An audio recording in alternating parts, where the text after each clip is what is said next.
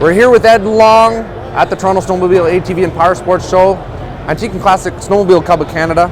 That's correct. I'm always on there, well, when I can. I'm on lots of forums, but as far as antique sleds go, it's an awesome one. There's a lot of information. There's an excellent classified section. We tried. Yeah. Our website has a lot of hits. We're very happy with the fact that people are starting to advertise even more on it now. The economy's not as good as it's been, but the vintage seems to be growing still, and we're very happy with that. It's an excellent resource for anybody working on their sled, looking for parts, looking to buy a sled that's already done. And thankfully, you let me put some videos up there the odd time of my old beaters and all the weird stuff I do. Anytime. Yeah. I mean, you can come to a show like this and look at 100 79 Polaris TXs. You can look at 1,000 Elands. They're Elands. Yeah. They're nice. People like them because their grandparents drove them, their dad drove them. But it's nice to see the beater. It's nice to see someone with a little creativity that does something minor to the sleds. We have one here on the floor today. I'm sure you've probably seen it already. It's a Alouette Junior Brute that has been transformed into a Mercury Snow Twister, Junior Mercury Snow Twister. And these are the sleds that people want to see now. They want to see the, and I sort of forget it, I guess the rat cars, the rat vehicles, that's coming into the forefront of vintage collecting. Yep. You can't get original parts. You can have a beautiful sled, but if you can't get OEM, NOS parts, you might as well make a rat sled, make it yours, make it unique. As long as it runs, it's unique, people love it. That's right. And it's nice to see people doing that, getting off their four-wheelers, because there was a period of time when the snow started, we didn't get as much. ATVs came out, sleds kind of went like that. Like, I can drive a four-wheeler all year long, but that's not the case. And now there's a nostalgia factor. They want to get on the old sleds. They want to get back on the sleds again. Yeah, I would think between mountain sledding and antique, we're probably the two fastest growing aspects of snowmobiling. Even though the good winter last year in Ontario and the rest of the snow belt brought the sales up and people back to the sport, we're still growing. And the economy goes down, we still maintained or kept growing. There's a bunch of sleds here that are fully restored. We've got riders, and you can be an individual in this hobby as opposed to the sport. You can be an individual, and people appreciate it. Right on. Not unlike your stuff, I should say. Your power mods. Yep. I know you have a 71 Olympic up there. It's not a full restoration. People come and go, ask us what it is. Yeah. You know, it's very unique. It's just what people want to see. Well, power mods for the most part really did start out because of all that, because of the Elands. I started driving Elan when I was in '76, which was a moto ski Spirit, and then that nostalgia thing came back. I was off sleds for years.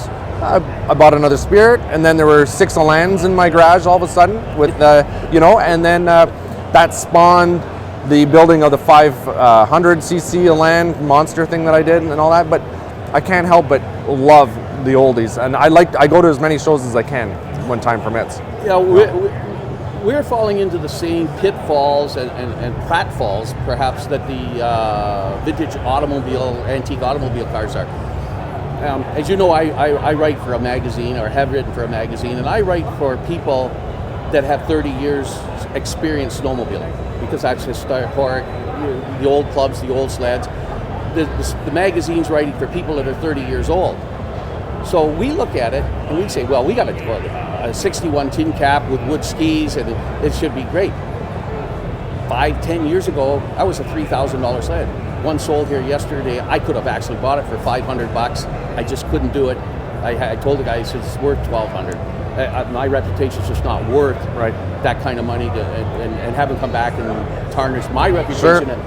So I'm not sure if you're aware of that Rob Noakes and myself, Rob Noakes from Carden and runs the GPK Racing, and myself, we put together a request to the OFSC for the Classic Trail Permit.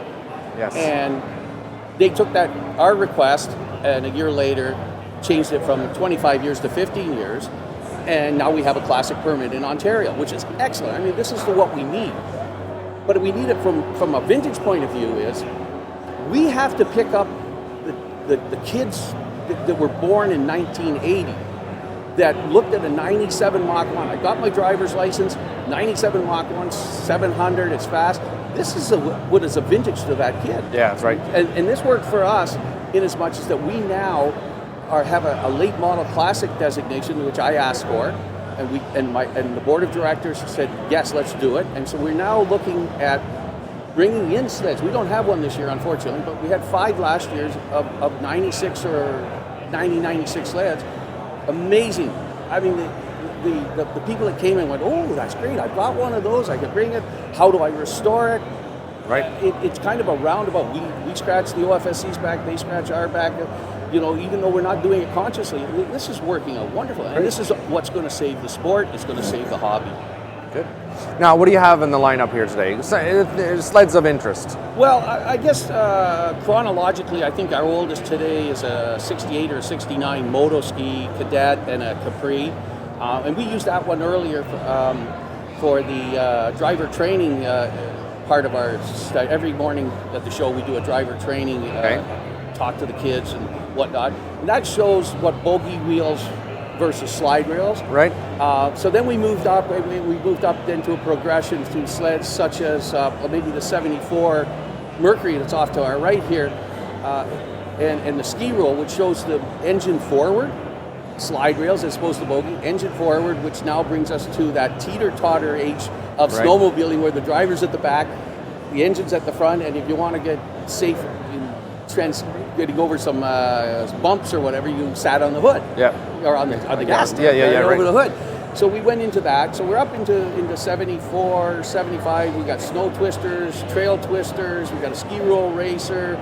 We got a Chrysler, 79 Chrysler Snow Runner, which is at the far end. It was built for the U.S. government armed forces. Nice. Total disaster. Yeah. But it's interesting. Sure. Off to our left here is Greg Shavlock's immaculate John Deere's. One is a proven race sled. It's a qualified, award-winning race sled, and then a nice consumer sled.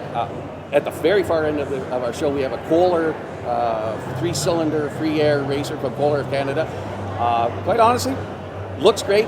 Ran like a dog. Yeah. Kohler, Bud Lee and Kohler, and I was involved at the time with Kohler of Canada off to the side. Bud went to speedways and whatnot because it was so bad, but it's very interesting to look at.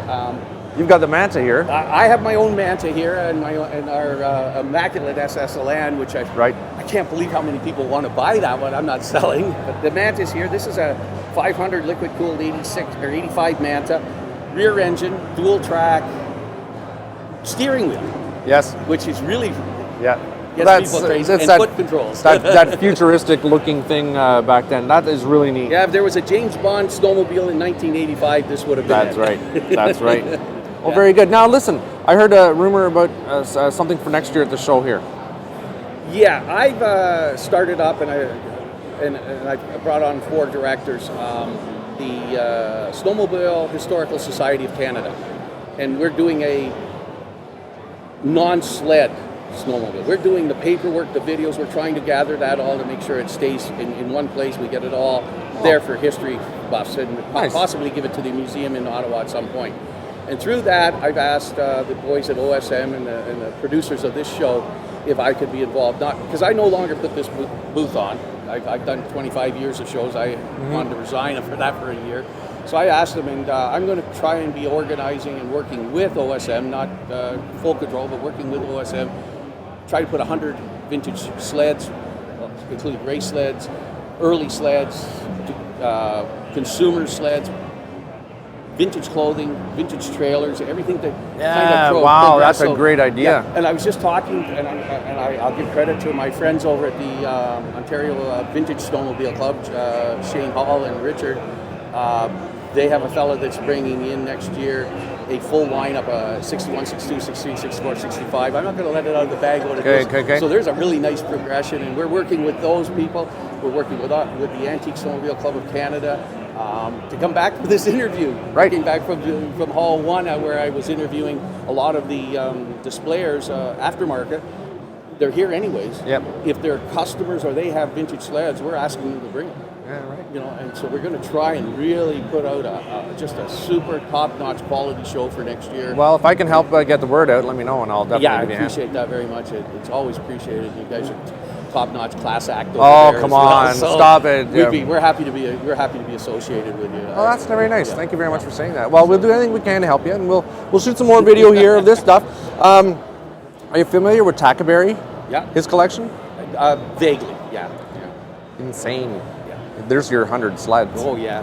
There's guys out there, but They don't box them the up. problem with this show is it's a 3-day show. Yeah. Thursday afternoon, Friday morning, you have to take a day off work or half day off work. We're in Toronto, which is a hotbed of snowmobiling, as you know.